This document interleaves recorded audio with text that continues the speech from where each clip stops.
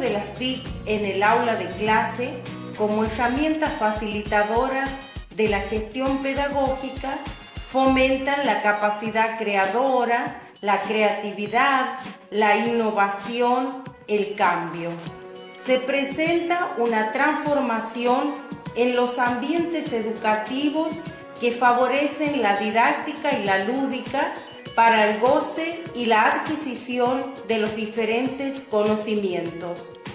Como lo dice Pontes, el uso educativo de las TIC fomenta el desarrollo de actitudes favorables al aprendizaje de la ciencia y la tecnología, el uso de programas interactivos y la búsqueda de información científica en Internet ayuda a fomentar la actividad de los alumnos durante el proceso educativo, favoreciendo el intercambio de ideas, la motivación y el interés de los ciencias. Hoy en día, las TIC son parte fundamental para el desarrollo e intercambio educativo, religioso, cultural y étnico de una comunidad.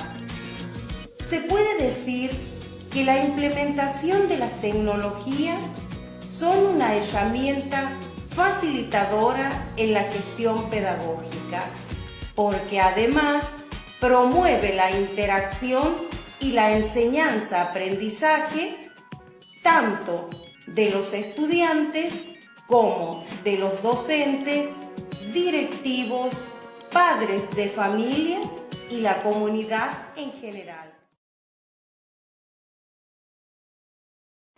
Cuando usamos las TIC en el aula tenemos que tener en cuenta, como principio básico, que el aprendizaje de nuestros alumnos no va a estar en función del medio que nosotros usemos, de que utilicemos una tecnología u otra, sino que estará en función de las estrategias didácticas que el profesor utilice en clase. En este sentido, tenemos que tener en cuenta que los medios deben estar completamente integrados en el currículum, deben ser un elemento más del currículum, en consonancia con los objetivos, con los contenidos, con la propia metodología de la que hablemos ahora mismo y, lógicamente, con la evaluación.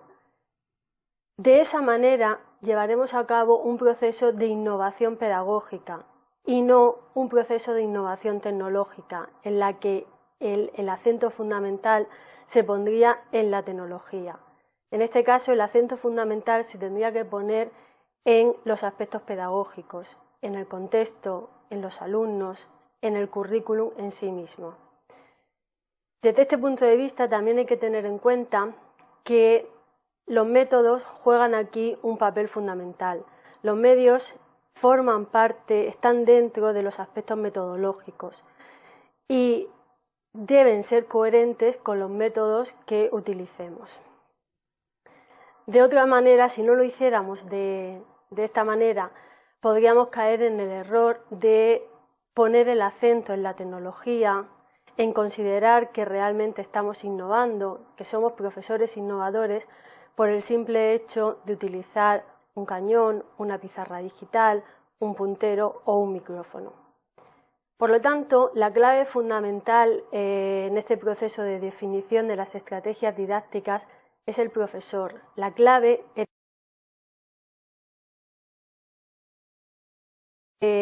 que hacer uso de recetas o de pensar que la definición de estrategias didácticas es una cuestión dada de antemano. No hay recetas que valgan. Nosotros, como docentes, conocemos el contexto, conocemos a nuestros alumnos, conocemos el currículum, conocemos todos los aspectos educativos que nos llevarán a definir la mejor estrategia didáctica. Estas estrategias didácticas tenemos que concebirlas como principios de procedimiento que guían nuestro trabajo en el aula. Una estrategia didáctica está dividida o implica, mejor dicho, tres aspectos fundamentales. En primer lugar, el método de enseñanza que estemos utilizando en clase. En segundo lugar, las actividades que vamos a ir definiendo con nuestros alumnos. Y en tercer lugar, los medios, los recursos que vamos a utilizar con cada una de esas actividades. Estos tres elementos en su conjunto, el método, las actividades y los recursos, serán los que definan nuestras estrategias didácticas. ¿Qué estrategia didáctica utilizaremos? Pues la estrategia didáctica que utilizaremos será aquella que el profesor decida en función del modelo pedagógico que guíe su clase. Es decir, esa manera de proceder que nosotros tenemos en clase.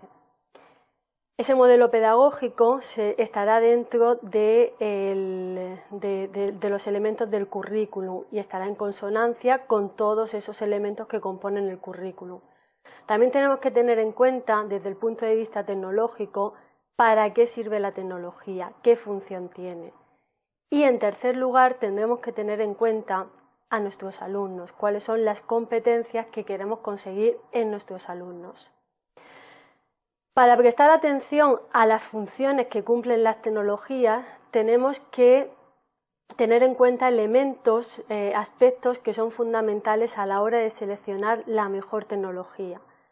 En este sentido, tenemos que prestar atención al sistema simbólico que utilice esa tecnología.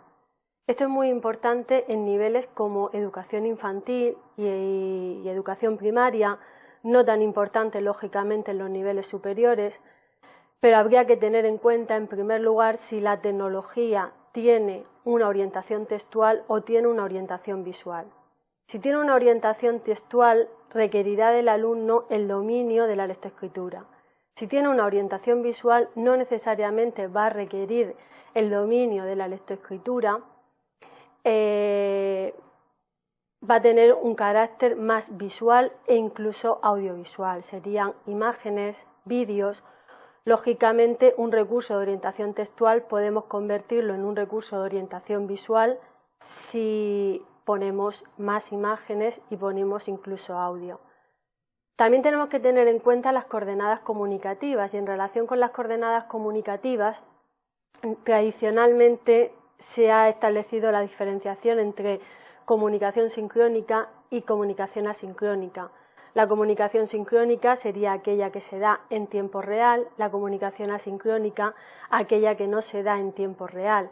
Pero también tendríamos que tener en cuenta pequeños matices como un tipo de comunicación que podría ser la cuasisincrónica, que es aquella que se da en tiempo real, pero en la que el proceso de emisión y recepción del mensaje no se produce en el mismo momento. Por ejemplo, cuando escribimos un chat, hasta que no le damos a enviar, no hemos recibido el mensaje.